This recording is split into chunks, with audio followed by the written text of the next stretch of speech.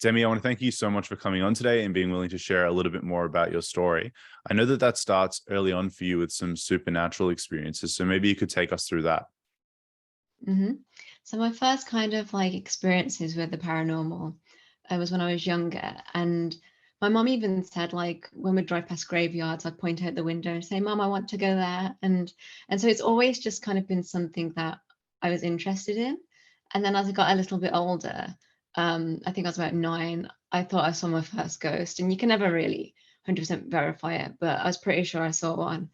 And then after that, like I saw another one, and so yeah, just kind of something that happened. And so I grew up not really being scared of, those kind of things. It's just, yeah. So what did those experiences look like for you when you saw the ghost? Because I've heard you talk about it on other podcasts, Mhm. and it seems to be kind of formative for you because it gets you interested in the paranormal and the occult. hmm So the first one was the one that I thought I very first saw. It looked just like a normal man. Was in like this very was in a pub in England, and me and my friend were just sitting down, and there's a man on the other side of a bar. It's the bar stretched across the room, so clear divide. And me and my friend were talking, we kind of noticed him. And as we turned to each other to speak, he kind of walked from behind us across the room. And I was like a bit freaked out. But my friend started to cry because she was really freaked out. And then when we spoke with the pub owner afterwards, she was like, "Oh yeah, ghostly men appear and disappear." And apparently it was known to be a haunted pub. But I didn't think too much of it because even at a young age, I thought, well, it might have not been true or whatnot. And then I think weeks passed, or maybe a month or something, and I was in a bathroom or toilet in this old gymnasium that we used to go to, and it's the same girl actually I was with. We were in this bathroom, and she was in the cubicle, and I was waiting for her, and we could hear a hum of like a little boy, and we had just assumed one was a little kid in the toilets next door, and next to her, and so she came out, and he was still like humming and making this like this noise. And so we're like, "Are you okay? Are you like everything okay in there?" And we thought maybe we should go tell an adult or something. So as we walked to go leave the door, we heard a big bang, turn around, and the cubicle door was wide open, and there was nobody inside. And that time, like we couldn't make that up, so we ran out screaming. My friend was crying again, but by the time I got home again, I was just like, "Oh, what was that?" And so I wasn't like, it scared me in the moment, but afterwards it didn't really like scare me that much. I was just like, "Well, actually, that's pretty cool." Like, so yeah. Yeah, I can see how that would be like incredibly fascinating and also very scary, especially when you're a child. Another thing that I know Mm. starts pretty young for you is this interest in horror, and that's something that actually sticks with you for quite some time later into life. So maybe you could Mhm. elaborate a little bit on that. What got you into horror? Again, like it was just there. Like I said, like when I was little, I wanted to go to the graveyards. I wanted to watch all like, and I know this isn't really horror, but like Scooby Doo and any kind of TV program that had monsters or vampires or anything ghostly or paranormal.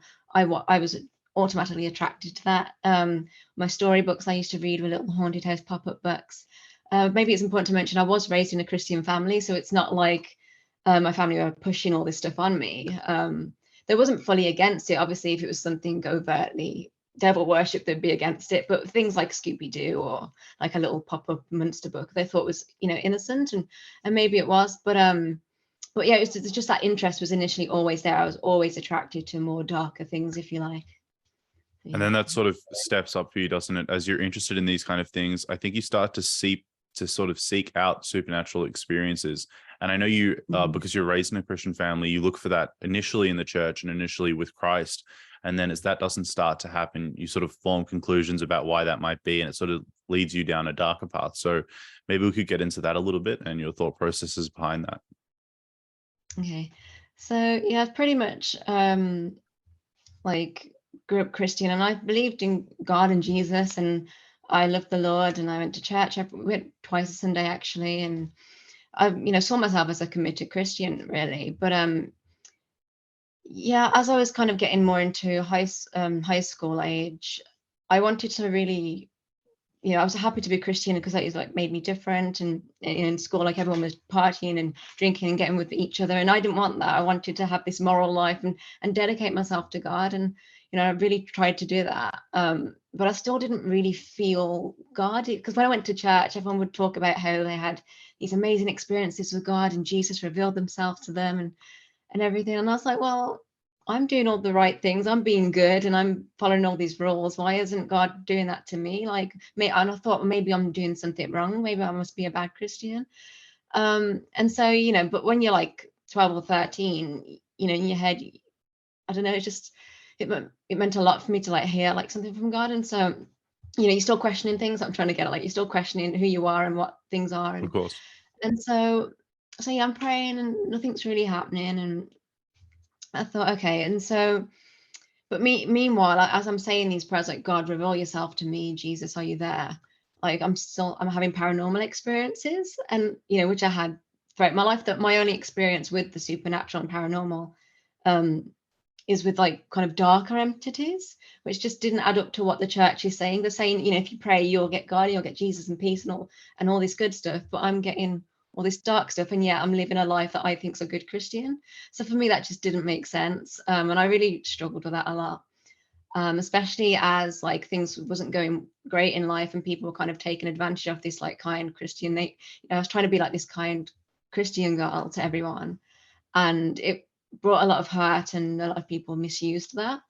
And so those are the times that I really wanted God just to be there to make me feel like, oh, at least God's still there for me, at least he loves me. And so yeah, it really struggled that there was nothing there. And but Satan seemed to be the one to show up for me, which was confusing at that age. So yeah. Absolutely. I can see how that would be really confusing. And I know for a fact that some of these experiences for you start to happen in your dreams. And dreams is something that really intrigued me just on a personal level. I think that a lot of the times that I have had supernatural experiences in the past, or that I feel like I've heard from God, it's often to do with dreams. And so I wanted to ask you a little bit about that, because I know that your dreams weren't pleasant at that time, but they still form an important part of your story. So maybe you could tell us a little bit about that. Mm-hmm. I mean, while I was through school, in school, and pretty much before that, I had nightmares probably every single night. Yeah, it's very, very rare, because I remember I'm quite good at waking up and remembering my dreams. Pretty much every night there were nightmares, like horrible, vicious ones, especially as I got into senior school and I was going through that time where I was questioning things. That's when the dreams would get like darker and demons would be chasing me. They got significantly worse once I kind of dropped Christianity and made that pact with the devil that I was going to follow him. That's when they got a lot worse. But the idea of nightmares were always there. Like, they were pretty much normal. It'd be weird if I didn't have one. Yeah. And so you're having these terrible dreams, you're looking for supernatural experience, and you're not finding it in the church, and these darker figures are coming towards you. And I know you enter a period of your life where you no longer identify as a Christian. And it's sad to say, but I can kind of see how that unfolds in your story. You're really seeking after God, you're not finding him. And so maybe you could take us through that identity shift where you're like, hey, this whole Christianity thing isn't working for me at this time. And you decide to, I suppose, more intentionally pursue the other side of the supernatural. So I think I was around 15. And yeah, it was just mostly during the time where I was really searching for something. Like, I knew the spirit world was real. I believed in God, but my whole life I've been told Jesus is real, Jesus is real. And I was like, but where is he? Like, why is it when I'm crying at night, figures show up, Jesus doesn't show up? Like, and for me, that just didn't make any sense. I was like, well, I'm only believing it because people are telling me that's the truth, but I need to be able to experience that. And it's just, so it just kind of felt like whoever was listening to me, whoever was hearing my prayer, it seemed like they were like the ones, like the demons, like they seemed to be the one who was really listening to me and was there for me, which just sounds messed up, but like I was so lonely as well. Loneliness I was really struggling with, and I just needed something. And I was like, well, I've prayed to God and he doesn't want to be there for me.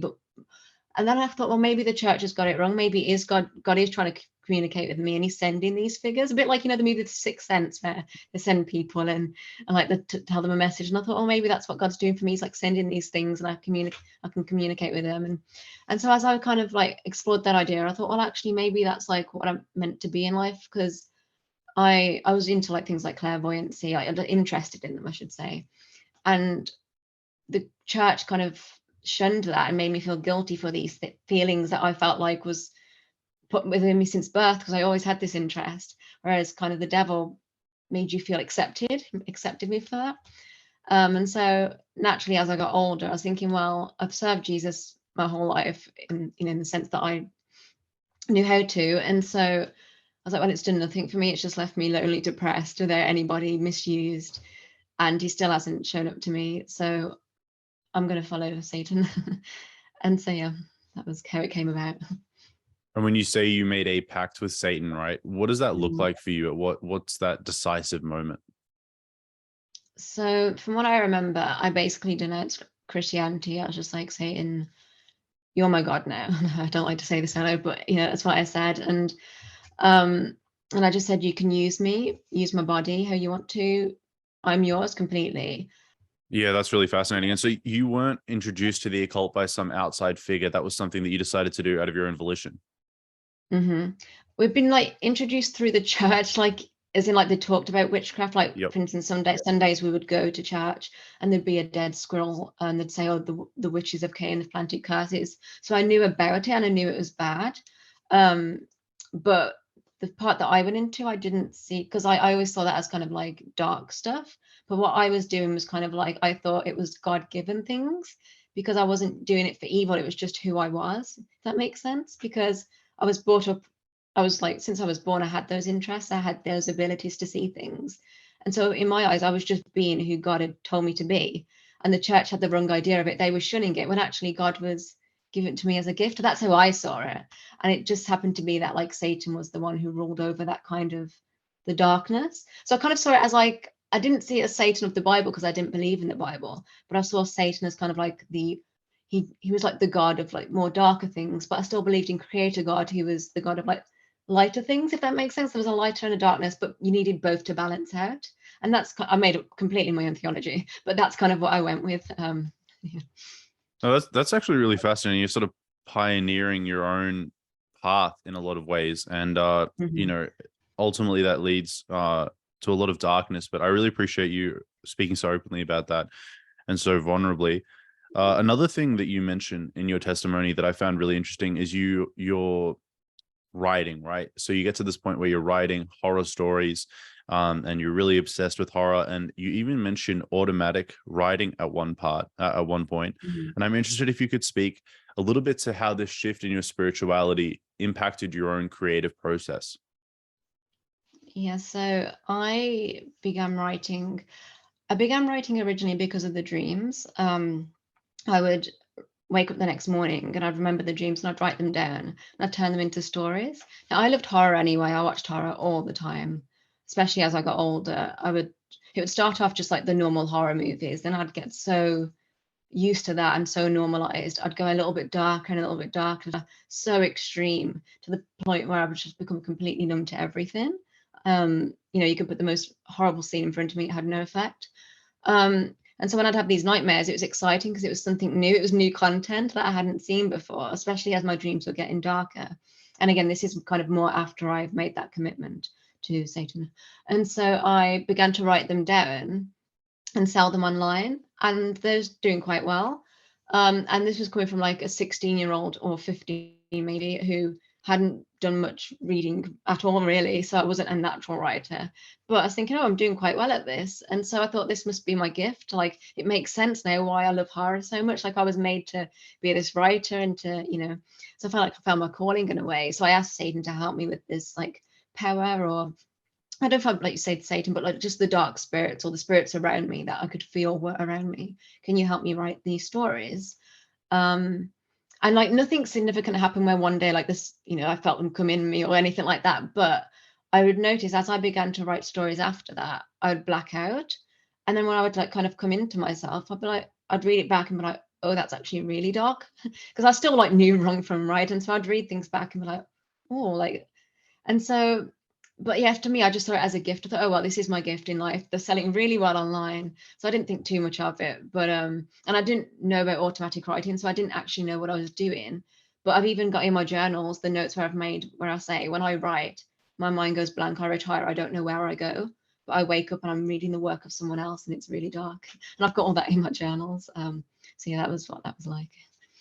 Wow, that's huge. And it's just so interesting how in your story you're really doing this alone. A lot of the people that I interview, a lot of the guests that I've had on the podcast, they're sort of being shown these things, but it seems you're experiencing these sort of dark supernatural forces for yourself, and then it's taking you in a direction.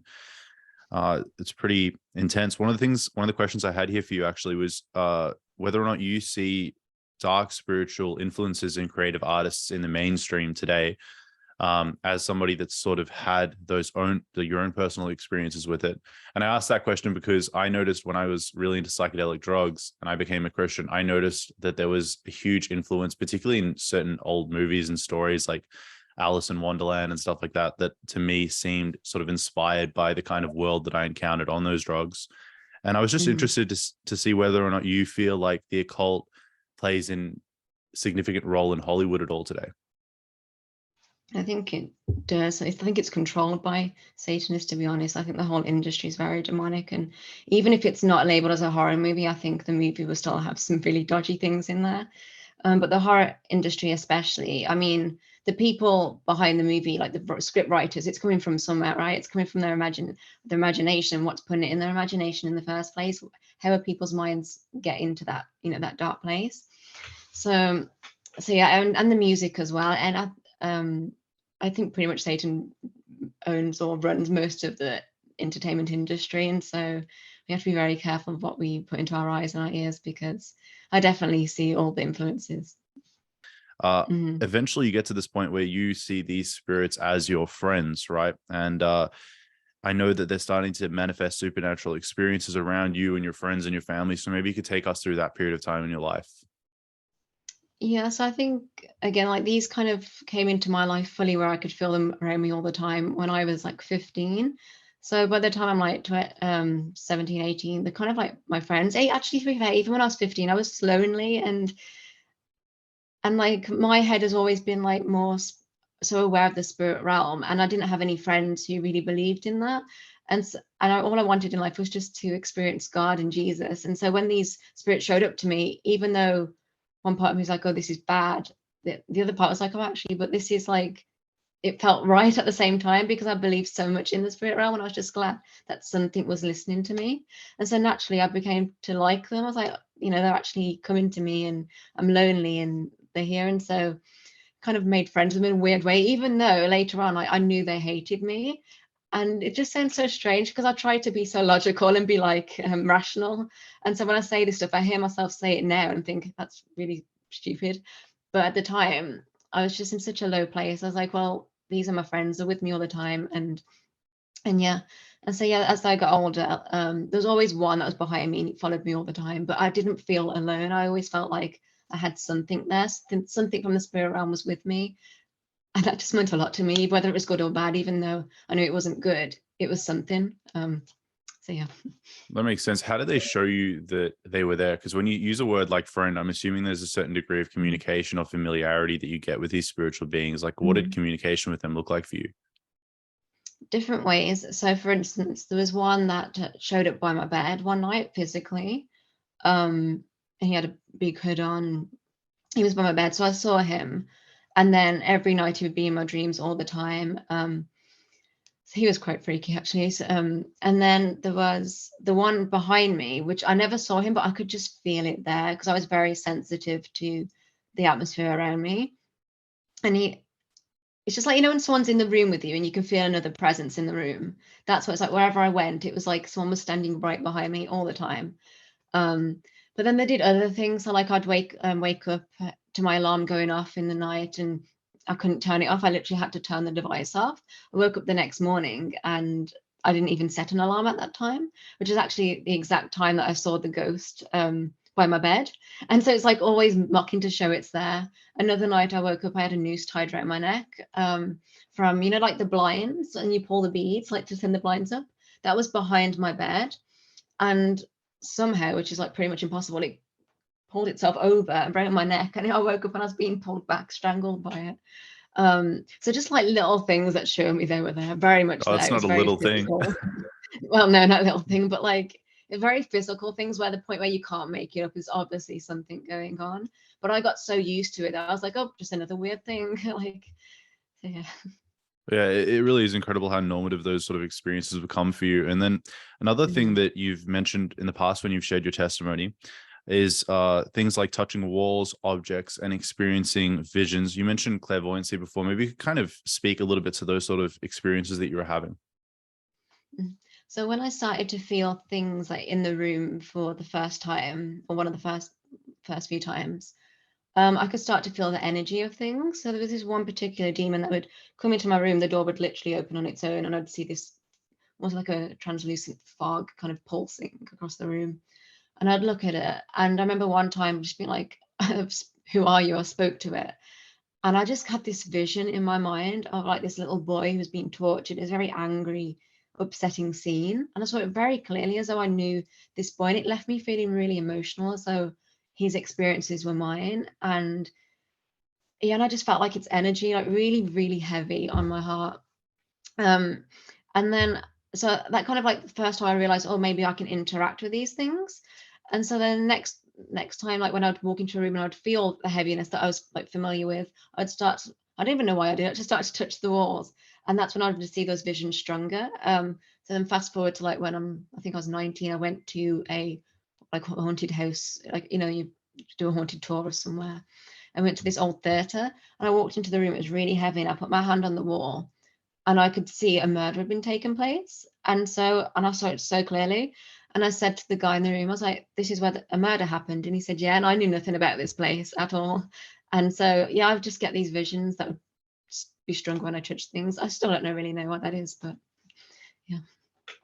Yeah, that's really intense. That must have been crazy for you. And it must have been hard for you to realize that your friends and all of this was wrong when you came to Christ. But I know that progressively your story, these things do get darker and darker for you. And yeah, I see this stuff represented a lot again in Hollywood. And I'm thinking particularly in more recent times with that Wednesday Addams TV show on Netflix. Like, I don't know if you've had the time to see that, or yeah, it's really interesting to see the occult and the paranormal, like psychic and clairvoyant experiences are like really represented in Hollywood. And we've kind of gotten into that already about why you think that might be because of the screenwriters and the people taking place behind that. But I certainly think that's something that we should be cautious about. So you're in this place where you're doing these things and you're having these supernatural experiences, and you're still just doing that all on your own, right? You're not part of any particular group or coven. That's crazy. Have you ever thought about maybe why, even though you've come from a Christian family, this happened so young for you and these spiritual forces were involved in your life? I don't, but I get that question all the time. People are like, why did it happen? I'm like, I don't know. I really don't know. I don't have an answer. People say, is it in your like family line? Is it in your ancestry? Do you come from witches? Not that I know. I do have cousins who are very much into that thing, so maybe somewhere, but no immediate family that I'm aware of. My mom liked that stuff growing up. She wasn't brought up in a Christian home, and she was very much interested in spiritualism. She never went as far as I did. She did entertain it, but she didn't go deep into it. So, but she became a Christian obviously by the time I grew up. So yeah, I don't know where it came from. I don't know why God allowed those things to reveal themselves to me when I prayed. I don't have the answers, but I just feel like maybe it was to help me. I had to go through what I went through to be how I am today, because some Christians that grow up in the church and it's just church, it's just religion. It's normally the people who've had those experiences who really bring it to life for people. You know what I mean? Like, you need those testimonies to strengthen people's faith. So maybe he allows that happen to some people in order for those testimonies to happen. That's the only answer I have. I don't know. Yeah, absolutely. And so you're in those places where you're having these experiences and you've got these supernatural friends, and you said actually just before that you realized at some point that they hated you. Could you maybe speak a little bit to that? How did you sort of come to realize that they didn't have your best interests at heart? They tried to strangle me in my sleep. That'll do it. Yeah, that was a good giveaway. But just the voices as well, I'd hear like, always horrible, you need to kill yourself. Like, it was sending me crazy. That's actually why I drank a lot as well, even at the age of 15, was just it felt like Jekyll and Hyde. You had this very logical, I still believed in fairness and being good to people and being kind, but then the other part of me that I was scared to let it take over. It's like there's a whole other person inside wanting to kill everyone and I would talk to people and they'd be like having a conversation with how I am right now with you, and I'd see a gun to your head, like then your head explode and blood coming out your eyes, or really horrible images. And I'm like trying to have a normal conversation with somebody. And so that was like alone, like was a struggle because I'm fighting with it all the time. And it used to send me crazy. And I forgot the question. I'm sorry. No, it was how you realized that they hated you, but that definitely makes a lot of sense. Oh, So you're having these horrific mhm, experiences and that were inspired by them. And obviously that indicated to you that they hated mhm. you, which Yeah, makes and a it lot made of me sense. feel very suicidal. I'd have dreams all the time saying you're going to go to hell. But at the same time that I felt like they loved me, it was the weirdest. It's so hard to explain to someone and sound rational, you know what I mean? Like, because I can tell they're hating me because they're making me like this telling me they hate me. They're telling me I'm going to go to hell. They're making me want to kill myself and making my life I was very much tormented. But at the same time, in my head, they'd always been there for me. They hadn't left me. And they would tell me that as well, but we haven't left you. You're not alone. We're here with you. As well, felt comforted by them. And and again, that was because I'm possessed, obviously. I had demons inside me. And so I felt very much comfortable in darkness, surrounded by darkness. For me, that was my normality. And so I just learned how to live with it. But from the outside, like I came across a very like people thought I was very quiet, I was, but very quiet, very sweet, and very normal. Like I wasn't well until a bit later on where I was very obviously dark. I changed my appearance, but yeah.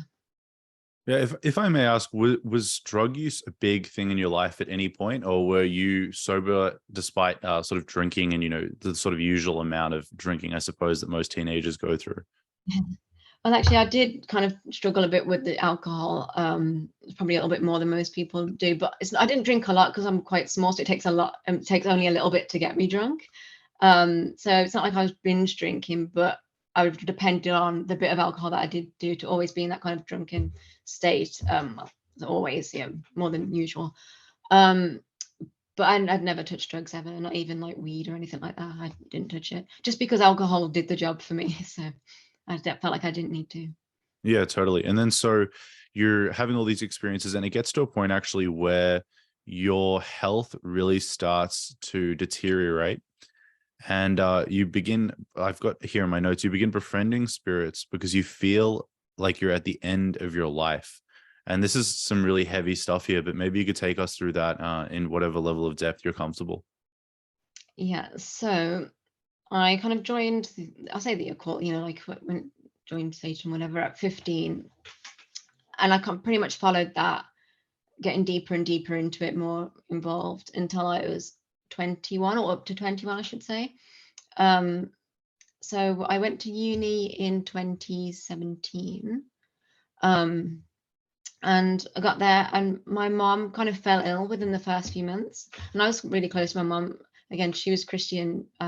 Didn't know. She knew I liked horror. She knew I was turning a bit gothy because of the way I was dressed, but she didn't know how involved I was. She just thought I was like falling away a little bit. But anyway, she was ill, and I was really upset because like it just affected me. And so the uni I was staying in was supposedly Christian. It wasn't, but there was a Bible in the room. And so I pulled the Bible off the shelf, and I was like, I remember in church, people used to say, "Oh, I opened the Bible, God gave me a verse." And so I took the Bible and I was like, God, um, you know, if you're listening and you love my mom. And I thought, oh, because my logic behind it was, we'll try my mom's God. Because even though I didn't believe in Jesus, I thought God could speak to people through the route that they want to speak to God. So mine was Satanism, which makes no sense. But but for hers, I was like, okay, well, she uses the Bible, so I'll try the Bible. So I was like, God, can you like send me to a page that will show me that everything will be okay with my mom? And so I put my finger across the book and I felt drawn to this one page. And as I opened the Bible, it was literally the only page in the Bible with an upside down cross saying Hail Satan on it. And I'll send you a photo of that. But I was just like, and I checked all the pages and I was like, oh, so for me, that confirmed that Satan was listening to my prayers. I was on the right track. My mom's going to be like fine. And so that was pretty crazy. So I put that back on the shelf, and actually within like a few weeks, she was fine, and I started to fall ill. And then slowly over the next year, I deteriorated like crazy. I mean, I was a healthy weight-ish. I've always been like naturally thin, but was still healthy, to the point where I was too weak to stand up, too weak to walk. I was being sick. I couldn't eat food because I'd just throw up all the time. And non-voluntary, I wanted to eat food. I was hungry, but I'd just be sick. Bruises would start to appear all over my body. And right towards the end, so that started in maybe the October of 2017. Then around August 2018, so it'd nearly been a year, I got sent home from uni early because they said you just need to go home and be with your family. I had every test in hospital you could ever think of. And I even started to lose my eyesight at one point, and every doctor and optician was saying to me, we can see you're ill, but your tests are perfect. Like you should be a really healthy person, but we can see that you're not. So they sent me home. I'm back to my family, and one morning I woke up and I was just coughing up fresh blood, and again I got rushed to A&E. They couldn't understand where the blood was coming from, just fresh blood pouring out, nosebleeds, which I never ever had. So yeah, just a horrible health. Then I went on holiday with my boyfriend, and at the time, and yeah, weird things started to happen, but I'll get into that in a moment because what was the point of this? Sorry, I keep forgetting. I was asking about the deterioration of your health, but yeah, feel free to speak about the weird things that started happening, and we can, however it unfolds. Okay, go from there. Okay, so yeah, I had this horrible health. I'm on holiday, but just before I went on holiday, I went to the cinemas to watch The Nun, which is this horror movie I was excited to see. And there was this one scene in it, I think it was towards the end, where the nun was holding like, I think it's like the blood of Jesus in this capsule. And as it kind of held it up to the screen, I heard this voice very clearly say, "This is evil." And I was like, oh, and I kind of heard it, and I was like, what's a unfamiliar voice? Normally it's saying the opposite.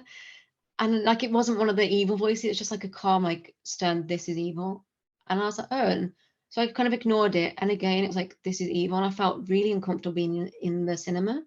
So I kind of like noted it, but then I shook it off and watched the rest of the movie. Anyway, went on holiday, and I think it was on maybe the second or third day.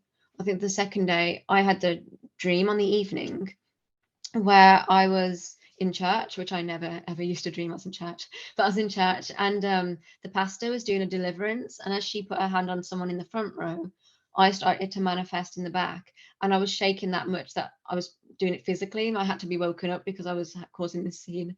My boyfriend at the time like woke me up. He's like, "Are you okay?" And I was like, "Oh yeah," which is strange because I never really, knew that happened in churches. Really, it wasn't because I'd been in church in years at that point, and so I thought that was strange. But again, I didn't think too much of it. I just thought it was an unusual dream. The next day, I think I was lying on the sunbeds on holiday, and I listened to worship music. I didn't mind that because I still believed in Creator God, and I still prayed to Creator God. Like I still loved Him.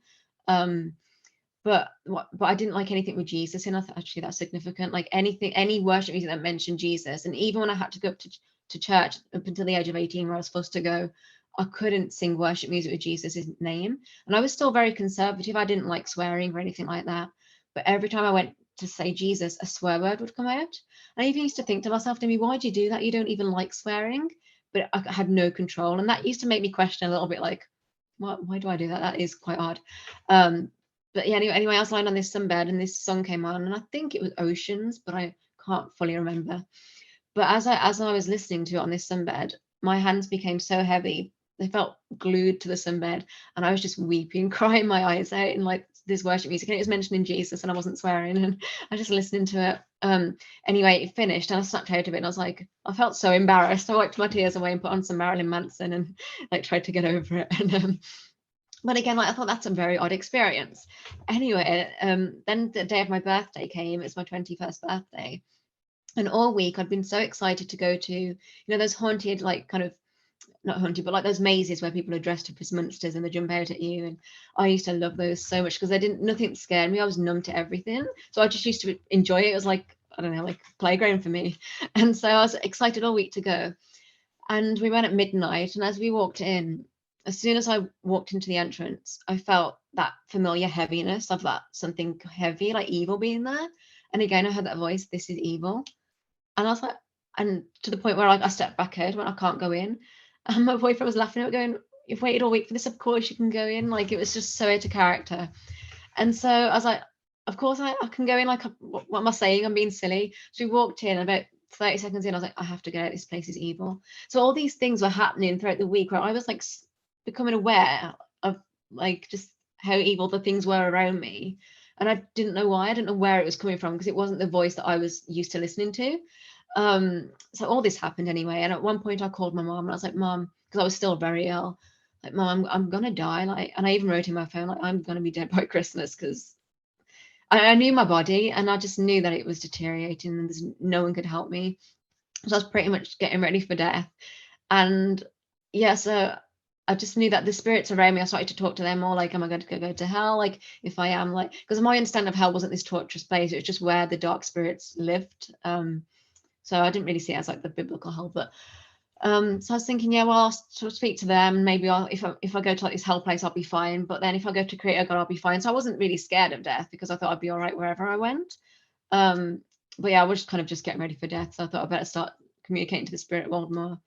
But after that conversation with my mom, where I said, Mom, I am literally dying, she's like on the other side of the phone back in England, she's like got upset and she prayed out to God and she's like, Lord, what is going on, my daughter? Please, like, if it's something terminal, just tell us, we need an answer.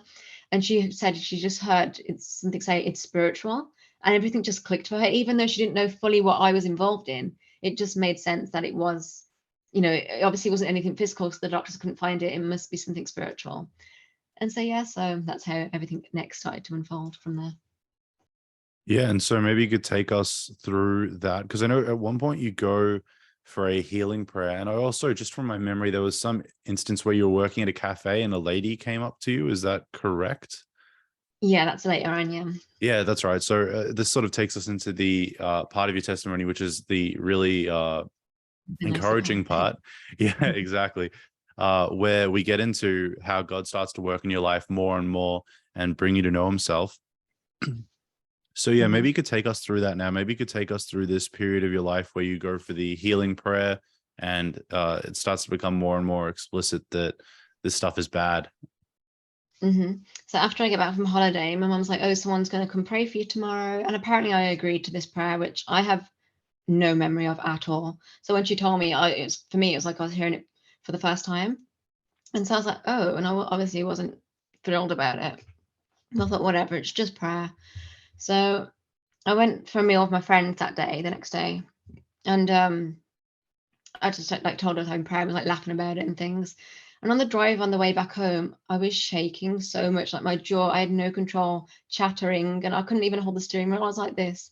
And I was thinking, Demi, it's just prayer. Like, I've had prayer before in the past where people have like at church when I was younger, and I heard my mom pray, and I thought, what's the worst that can happen? I can either get healed, which isn't a bad thing, like I can get better health, or nothing happens, and I can say to my mom, I've tried your God, didn't work. At least I've done what you've kept you happy. And so I got home, and I just didn't know why I was so nervous. So I sat down, and then this guy walks in a while later. He's like 6 foot something, really big guy, and with an other lady that he came with. And there was like skinny little old me, and he's like something, and he looked at me dead on, and he's like, something big's gonna happen. I haven't felt nervous like this in a long time. And I was just like, what? And so he sat down, and as soon as he looked at me, my shoulder started to go like this. And I was looking at it like, oh no. I had no control. It just started to move on its own. So I thought that was quite strange. And I was like, but I was trying to like keep my pose posture and like my pose and things. And so he invited me into the middle of the room to pray. And a lot of this I blacked out, so that it's what other people have told me. So some of it's my own, some of it's what people have told me.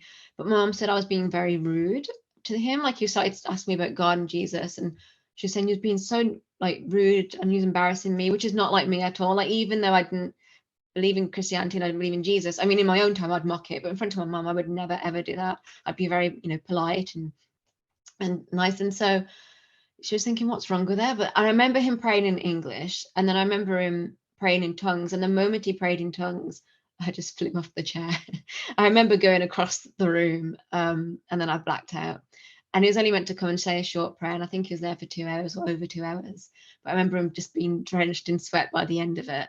And it took like 3 people to hold me down. And like I said, I couldn't even stand up. And yet I could push this big 6 foot so-and-so man off me. Yeah, it was crazy. It was very intense, quite traumatic actually. but yeah, so this deliverance happened. Yeah, it's really incredible. There's a few things in your story that I think are really common with demonic possession in general. Like the aversion to the person of Jesus is really common. You hear that a lot with demonic possession. Strength that's sort of beyond your own ability. There's like these really common themes, and it's just so interesting that you kind of hadn't primed yourself to experience any of the things you experienced, whether that was in the occult. It's not like you'd met a group and you really wanted the experiences to happen for yourself, so you started to like conjure them up in your own imagination. And it's the same with when you come to Christ and you go, for example, for this prayer, and you're thinking it's just going to be some sort of prosaic everyday experience, and then it turns out to be like a pretty supernatural deliverance. It really speaks to the authenticity of your experience, and then also sort of the supernatural realm, which has, obviously a lot of implications for how people live. And it's really powerful. So you go for this healing prayer, you're having these sort of demonic manifestations. What happens after that? So the minister, I'm assuming, leaves and you sort of go back to life. Take us through that. Yeah, so on the night, I think I just went to bed. I was exhausted, and he did say that. He said, like, you've been in a spiritual battle, your body is gonna ache, and yeah. So I went to bed, and I remember actually the first thing thinking is like Christianity might be real. Like, I was thinking, oh, and if it is, I'm in big trouble, because I thought I knew what Christianity was, and I was thinking I don't want to be a Christian. I spent the last 6 years trying to get rid of that image that people had of me. I love horror. Like, it just made no sense. I didn't want to be a Christian. I didn't want to love people. That was the big one. And then the other thing was that if it is real, I'm in big trouble, because I've been mocking Jesus terribly for the last 6 years. So that's awful too. So I went to bed, woke up the next day, and the first thing I recognized was that I was completely healed. My body was just back to life. It felt good. I didn't have any pain in my chest, in my legs. The bruises disappeared. I just looked and felt normal again. I had those aches from like feeling like I'd been in a battle, but it was not the pain that had been like persistent for the last year. My breathing was back to normal, which was a big one. And I could eat. I remember running the stairs and just eating food, because I hadn't been able to eat it and enjoy it for a long time. That was that. And so that was the one thing where I felt healed. The second thing was that I felt alone, which for the first time in my life, which was a very weird experience. And actually I was quite sad, because my friends, these like demons that had been like kind of like my safety thing for the last 6 years, had gone completely. Just, I didn't hear any of the voices, didn't feel any presence. It was just me and my own thoughts. And that was the weirdest thing ever. But then the third thing was that I had an identity crisis, because when I woke up the next day, I had no interest in horror. And it's not like I decided, it was gone as though it was never there. Like, it's like I knew that I was once liked horror, but it didn't feel like yesterday. It felt like another lifetime ago. It was really weird. I didn't want to write horror movies. I didn't write horror stories. I didn't want to dress in black. I didn't want to, just be the person that I'd been my identity for 21 years. I wasn't that person anymore, and I was so confused. And so, yeah, it was very weird the next day. I didn't know what to do. I've never it's very strange. So that happened. And then I had to go back to uni very shortly afterwards, because it was like starting in a few days. So I didn't even have time to be around family and process it. I kind of had to go straight to uni, where I had no Christian friends and knew no Christians. And so I was trying to find out what was going on. And like I said, I really didn't want to be a Christian. So I looked into like, is it, I forgot the word, but like when people tell you something, like, have I convinced myself I'm healed because I've had prayer? So I thought maybe it's like psychological or something. Maybe it's like, I don't know, like another God, or maybe I'm making it up, or I don't know. But I looked into everything, and because I just didn't want it to be Jesus, until things started to happen where it proved it really was Jesus. So Yeah, that's incredible. So you're at this point in your life now where it's amazing. You're miraculously healed. You you have a healthier relationship with food, like just immediately. mm, And you didn't need CBT or anything like that. Not that there's anything wrong with seeing doctors and professionals. Obviously, they're a gift from God, but in your personal experience, that just leaves you straight away. And mm, that's really miraculous. And then the idea that you don't relate to any of those past elements of yourself that were so important. I know exactly what you mean after my deliverance. And it really brought to light that scripture, for he who is in Christ is a new creation, or she in this case. And I think that that's really true. Like when God puts a new spirit in you, it's really strange, isn't it? It's a very odd feeling. It's hard to articulate exactly what that's like. So thank you for sharing that. And so you come to you sort of have had this experience, your life's getting better. Was there any spiritual backlash? That's one thing I wanted to ask, because a lot of the times when people leave sort of a darker supernatural world, the spirits sort of attack. Was that your experience or not? It was not at first, because when I got to uni, I was having all these questions and this big identity crisis where I didn't know who I was. I was just sick of the spirit realm. I didn't want anything to do with Satan anymore. I wanted nothing to do with God. I just wanted to be in the present. I was so spiritually drained. And so I just started drinking a lot, because that just got me out of my thoughts, and just partied and drank like never have before, until the point where I was like, okay, I can't do it. But like after you've been through something like that, you can't just ignore it. Like it was still in the back of, I knew I was drinking to push it out. But then I was like, no, like Demi, you have to confront it. Like you can't ignore this life-changing thing hasn't just happened. And so sorry, I forgot the question again. So now I've forgotten the question too. I always go off track. I always like blabble on and forget what I was meant to say. No, you're right. So the question was there any sort of spiritual backlash? So you've had these experiences, you drink to forget it, and I think you were going to get into that. Yeah, so that was later on, once I started to like start to think, okay, maybe it's because when I wasn't thinking of Jesus, it didn't really do it, because I think I was already in dark, like, doing dark things anyway. Not like dark things, but like drinking, and holiness and things. And so it wasn't until I started to pray again and start to question if God's there, that's when I started to have, you're not, we're still here. Like these demons would be like, we're not going to leave you. Like you're meant for hell. You're meant for one of us. Like you're not meant for all that kind of stuff.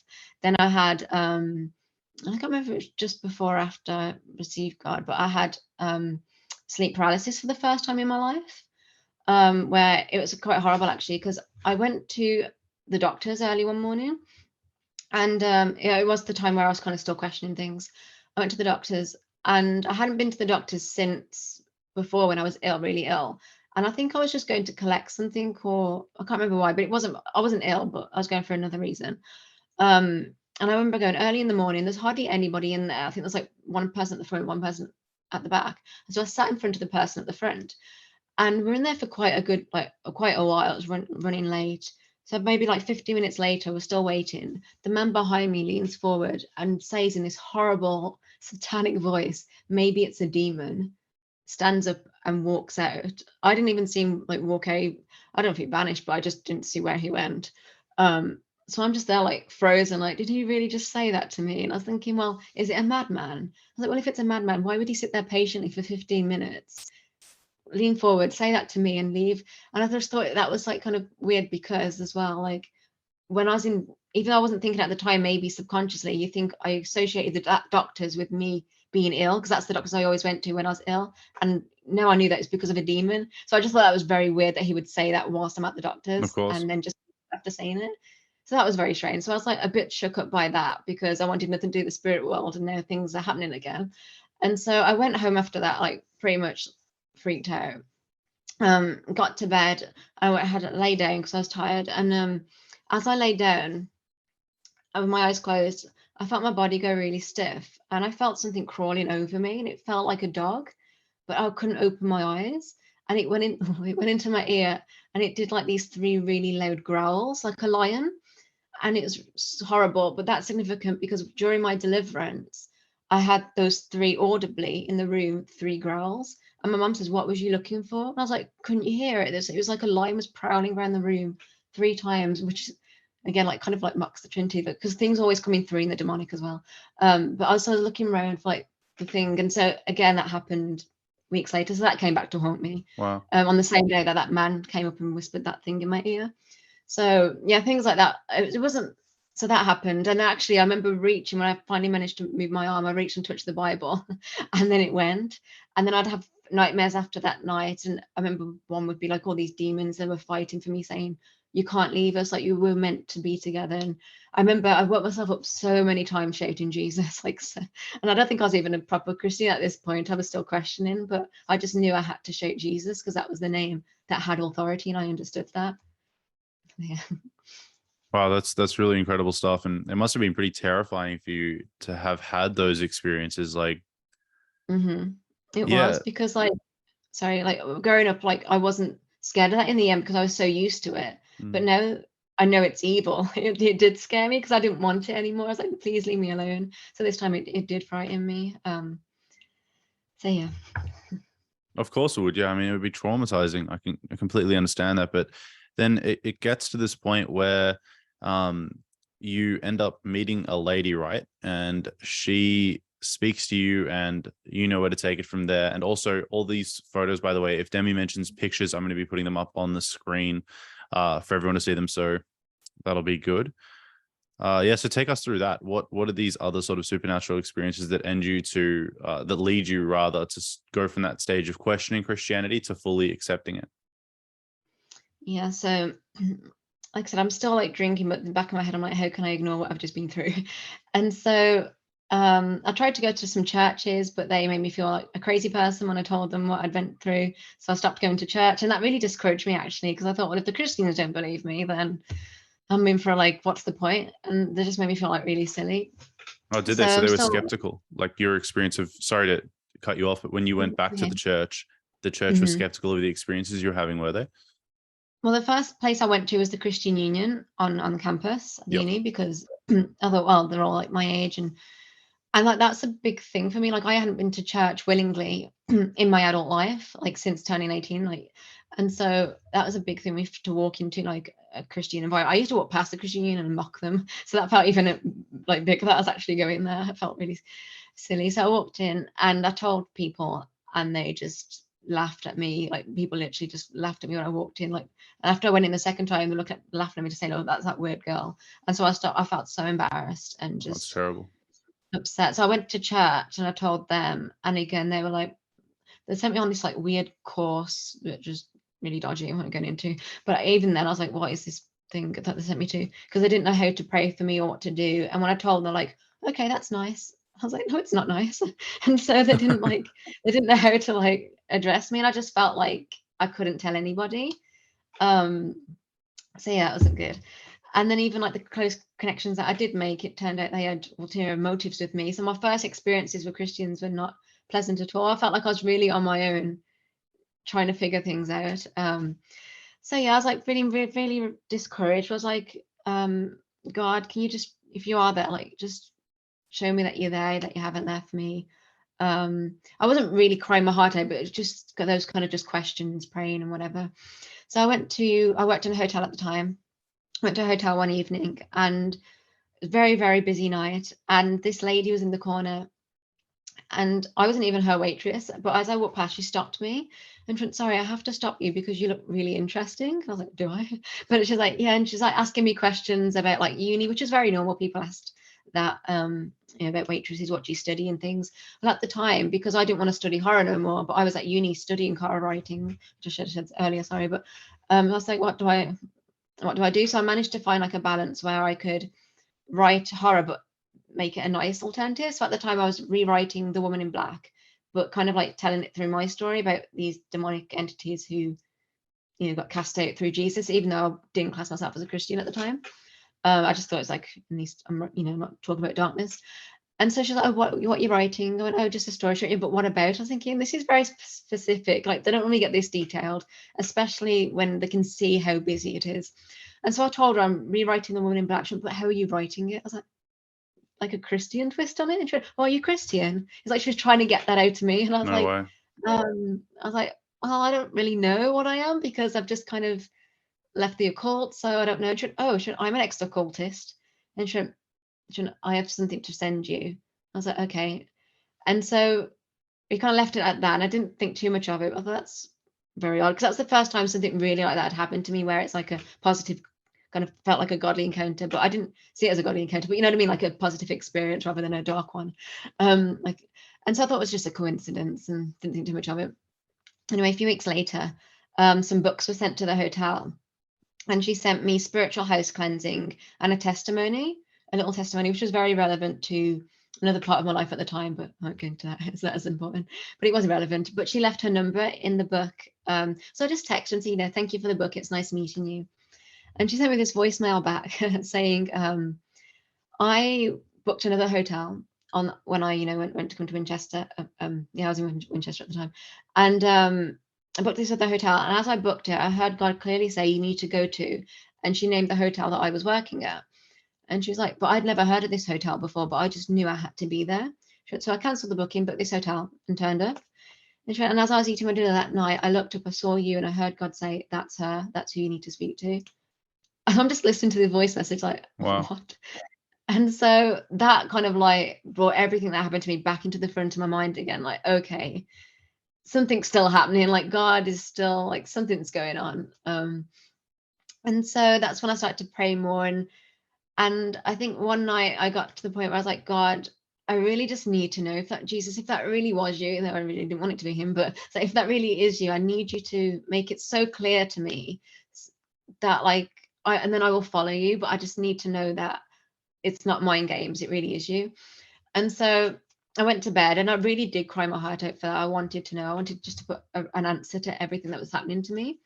So I woke up the next day, and the first thing that I noticed is a parcel outside my door. And I just moved to this new kind of uni place, so I didn't even know that anyone knew where I lived.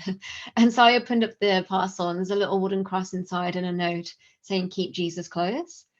And I didn't know who it was from. I thought maybe my mum. I asked her, she didn't send it. So we did some digging around. We found out it was a lady from her house group who had never even met me. She just felt it on her heart that she had to send it me. She didn't even know my story. So that was pretty random how she managed to get that to me. So I'm like, strange coincidence. Because I kept trying to, I just called everything a coincidence because I didn't want to believe it was Jesus. And so I was like, okay. About literally maybe an hour later, I have a text from my mom. And someone had texted her. It's a lady from my Sunday school when I was younger. And I haven't had any contact with her since I was little. Don't have her on Facebook. She has no reason to think of me. And she texted my mom saying, hi, I know this is really random, but this song just came up on my phone. And sorry, I'll backtrack a bit before I explain the next bit. The night before, when I was praying, God, reveal yourself to me, I said, show me you haven't left me, you're still with me. Because I was drinking and hadn't been living this Christian lifestyle, I thought maybe if he had delivered me, he'd turned his back on me because of, what I've been going through. And so I was like, God, if that really was you, like with that lady prompting her and you haven't left me, please just show me. So fast forward again, next day I get this text and she's saying, I got this song on my phone and I just feel like it has to go to your daughter, Demi. I don't know if that's relevant or random, but could you please forward it her? I played this song and it's basically saying, it's called I'm Not Alone by, and I forgot her name, a lady singer. And you can type it in on Spotify. And it's saying, you will go before me, you will never leave me, you're with me. And it's like just basically a song about how God's always with you and he will never leave you. And I was just like, after those two things happened, I just started crying. I was like, yes, Mom, that's very relevant. Like, it's a very relevant song. And that's kind of pretty much where I just gave my life to God. And I was just like, Lord, I think you're there. I think you really are like kind of making it blatantly clear. And like, that's kind of when everything clicked about all the little things, even things I haven't mentioned now, because there's too much, started to add up. And I was like, it's like my eyes were open. I was like, wow, this is God. This is God like reaching out to me. And yeah, and so I just gave my life that moment, and I denounced everything to the occult. And when I really fully accepted Jesus, I woke up pretty much, and the next day, like a completely new person. Like I had a complete heart change. I loved people so much. Like it was everything. And because I hadn't even read the Bible, I should say, up to this point, I didn't pick it up once. And when I finally did pick up the Bible and read how God changes your heart and he gives you joy and love and peace, I was like, it's like the words were illuminating off the page. And I had such a boldness for God and sharing Jesus. And I mean, that was so unlike me in like every bit of the way. And that can only be from God to give me that much love towards Jesus and for other people. Yeah, I don't know. I went a bit crazy actually, but it was God. He did that to me. So Yeah, that is really, really incredible. And I love that you see scripture in a new light. I know a lot of new Christians definitely relate to that. I've got another note here that just mentions that there's a picture you drew in your journal and it was confirmed by the person who performed the deliverance on you. So maybe just as we close, you could speak about that and a little bit about your new life in Christ. Because I don't want to take up too much more of your time because we're just over an hour now. But if you'd love to speak to those things, that'd be great. Yeah, so after like all this happened, I was going through my old kind of automatic writing journal. Sometimes I would doodle as well. And this was a journal I used to black out and write horrible things. But as I was going through it, I saw an image in there that I'd done like years ago. And it was me kind of like crying, and then I'll send you the photo, and you can see there's like a big demon behind me, one to the side of me, and a snake kind of coming up from up beneath me, and they're all kind of being sick or like spewing like over me. Something's coming over me off them. And I was like, why does this look familiar? Like, and then I remembered, oh no, I sent it to my deliverance minister, and I remember him saying that those were the demons that came out to me. He said there was one behind me, a big shadow, which I knew was there, but I didn't realize I actually drew it in the book. Behind me, there was one clung to the side of me, and he said the spirit of the Kundalini, which is the snake, was coming from beneath me, and he specifically mentioned they were all being sick over me. And so he was describing in the spirit realm, before he obviously saw this journal, this photo that I drew, he was describing exactly what I had drawn all those years ago. So as I was automatically writing, the spirits were literally drawing themselves of what they look like in the spirit realm. Wow. And I was like, wow. And I mean, you'll see, like, it's so specific. You couldn't get more specific. I was like, whoa. And then there's another one further down where like there's one that's over my eyes, and they're saying that I was kind of possessing my eyes because of all the horror that I was watching. I opened that portal. So yeah, just basically everything that he said he could see, I had drawn years ago through automatic writing, which is crazy.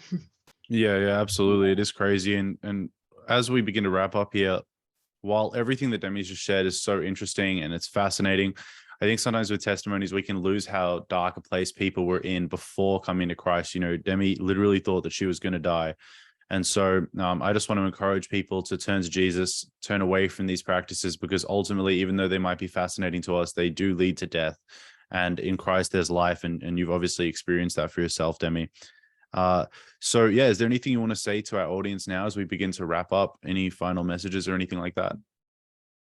Well, I know coming from the share my other testimonies, those people have been experiencing, like other people have watched my storyline, they've started to manifest as they've watched my as you know, if they watch the video, and it's scared them. And some people have been scared to get help, or scared of what a deliverance will be, so they don't really want prayer. Like, they know that something's happening, but they're scared to go through it because it is horrible. But I would say it's necessary. Like, if you know someone who you can confide in, or someone you can go to if you feel something isn't right, it's worth just going to a pastor and having prayer, because it will yeah, it's not nice, but it will help you. Yeah, because a lot of people have reached out to say that they want help. Absolutely. Yeah. And I would just say, if I can add my 2 cents to that, if you are experiencing any of these things, I think it's always good, because it's often difficult to know exactly what's going on. It's always good to work alongside with a good church leader, and also a psychologist, or even your doctor if you are experiencing physical health issues. I know that that can be incredibly helpful for people. And Demi, people might want to reach out to you. I know you have a blog and an Instagram, which we're going to link in the description box below. And I know you also have a YouTube channel that is sort of unrelated to exactly what we talked about today, but I want to link that below so that people can find your work and what you're up to. Did you mention at one point that you're writing something, you're planning on writing your story out even now? Is that true? I'm trying to put everything into a book, just because there's so much. Like, I mean, it takes me ages to tell the story. And then also there's just so many little details that add so much, but I just forget when I tell it, or don't have time. So I'd like to just put it all in one place and share that with people. So I'm trying to write a book, getting there slowly. But yeah. Oh yeah, I'm sure that's a big endeavor. So I want to thank you again, Demi, very much for coming on. Everybody, please, if you enjoyed this, maybe you could help us out by liking and subscribing. It really does help get Demi's message out to a lot of far more people. And also, please check out Demi's Instagram, her blog, and her YouTube channel, which will be linked below for your convenience. Thanks again, Demi, for coming on. You and I will speak a little bit after this, but I appreciate it. Thank you.